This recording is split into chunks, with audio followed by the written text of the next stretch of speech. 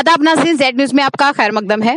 Corona की इस खतरनाक लहर को मद्देनजर रखते हुए हमारी हिंदुस्तानी फौज भी मैदान में उतर गई है।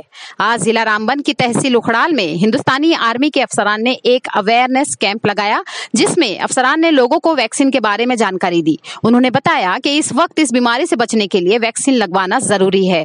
किसी भी तरह की अफवाहों पर यकीन न करें और वैक्सीन लगवाएं।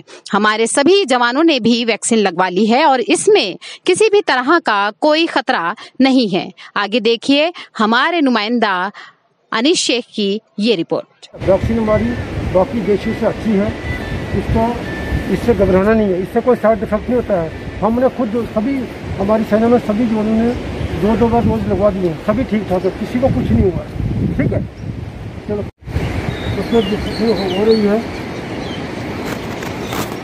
डोज लगने के बाद, वैक्सीन लगने के बाद भी अगर आपको एक वैक्सीन लगती है, एक इंजेक्शन लग गया आपको, उसके बाद 28 दिन से लेके और 42 दिन के बीच आपका सेकंड डोज लगवाना आपने।